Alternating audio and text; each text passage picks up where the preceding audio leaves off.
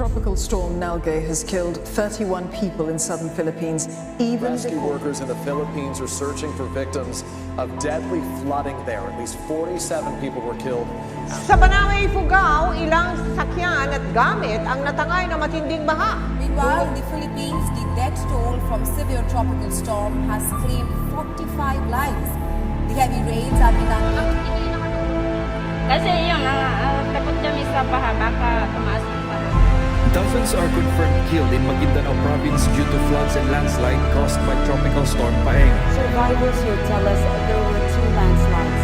The first one was at around 5 a.m.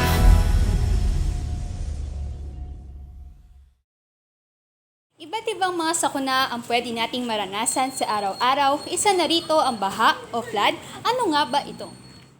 Ang flood o baha ay ang pag-apaw ng sobra-sobrang tubig sa natural nitong daluyan, tulad ng sapa, ilog at dagat, dahilan upang malubog ang nakapalibot ditong lupa. Ang baha ay dahil din sa komplikadong kombinasyon ng panahon, climate, at mga gawain ng tao. Karaniwang gawa ito ng mahina hanggang sa malakas na pag-ulan sa isang lugar. May dalawang dahilan kung bakit nagkakaroon ng baha. Una na rito ay ang natural na dahilan. Sa natural na dahilan, ito ay maaaring dahil sa matindi at mahabang pag-ulan gawa na nagbabadyang masamang panahon tulad ng low pressure areas, tropical cyclones, intertropical convergence zones o ITZZ, moon zone and cold fronts na maaaring maging dahilan ng matinding pag-ulan na magdudulot ng pagbaha. Isa pa ay ang pananalasa ng bagyo. Ang pananalasa ng bagyo ay nagpapataas ng level ng tubig na ilang talampakan na maaaring magpalubog sa mga mababang lugar sa isang komunidad. Ang sunod na dahilan naman ay maaaring gawa ng tao. Unang dahilan ay dahil sa pagkakahoy at pagkakaingin. Nawawala ang mga punong kahoy na sumisipsip sa tubig ulan na nagdudulot ng malawakang pagkaagnas ng lupa. Ang baha ay maaari ring dulot ng mga informal settlers o squatter. Ang paninirahan ng mga squatter sa tabing ilog o daanan ng tubig ay nakasisikip sa maayos at normal na daloy nito. Isa pa sa dahilan ay hindi maayos na pamamahala sa basura. Ito ay nagiging sanhi ng pagbara ng mga pangunahing daluyan ng tubig. Ang mga nabanggit na masamang gawain ng mga tao ay nagdudulot ng malaking pagbabago sa kalikasan na nagpapataas ng antas ng pagbaha. Ang baha ay labis na mapanganib. Ito ay maaaring magdulot ng malaking pinsala sa mga tao at maaari rin nilang ikamatay. Naitala noong October 24, 2013 ang pinakamalaking baha na nanalasa sa Pilipinas dahil sa bagyong Ketsena. Ang taas ng baha ay umabot ng 20 feet at ikinasawi ng 464 na tao.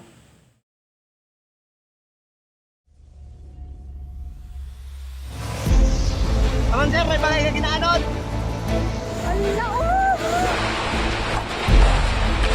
Deforested mountainsides. In the southern Philippines Friday, more than Palagay ko ito na yung storm surge natin dahil sa kung kanina nakatatayo pa ako dito sa lansangan sa labas, ngayon ay hanggang tuhod na yung tubig. Taking away entire families in some areas and also damaging hundreds of homes.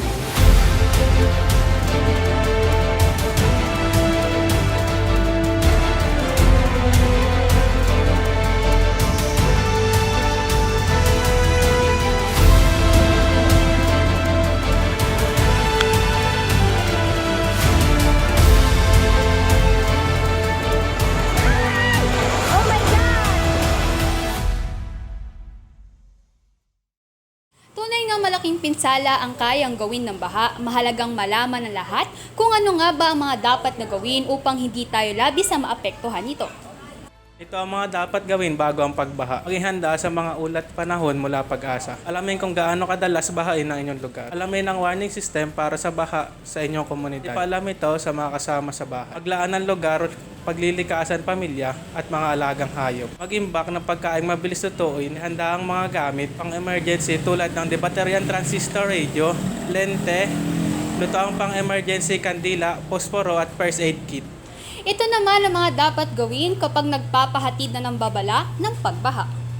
Antabay sa mabilis na pagtaas ng tubig baha. Mag-imbak ng malinis na tubig para inumin. Lagay ang mga gamit sa mataas na lugar, gayon na rin ang mga alagang hayop. Makinig sa radyo para sa mga alituntuning pang-emergency. Kung sa palagay ay kailangan na lumikas agad bago pa man mapuno ng baha ang mga kalsada at iba pang daanan. Kung lilikas, i-off ang main switch ng kuryente at iwasang marumihan ang mga natirang pagkain.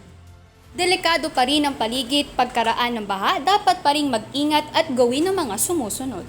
Una ay gumamit lamang ng debateryang lente kung muling papasukin ang binahang tahanan o gusali. Mag-ingat sa mga mapanganib na hayop tulad ng ahas na maaaring nasa loob ng bahay. Maging alerto sa mga bagay na maaaring pagsimulan ng sunog. Tiyaking hindi kontaminado o may nakakalasong kemikal ang mga tirang pagkain. Iulat sa kinauukulan ang mga nasirang pasilidad tulad ng poste, kawad ng kuryente, tubo ng tubig, gas at kawad ng telepono. Kumonsulta ang pangkalusugan para sa mga kinakailangan immunization. Hindi pa huli ang lahat upang maiwasan natin ang pagbaha.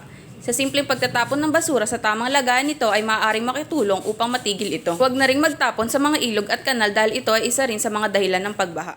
Magtulong-tulong tayo upang matigil na ang pagbaha at iba pang mga sakuna na pwede nating maranasan. Sama-sama nating protektahan ng inang kalikasan.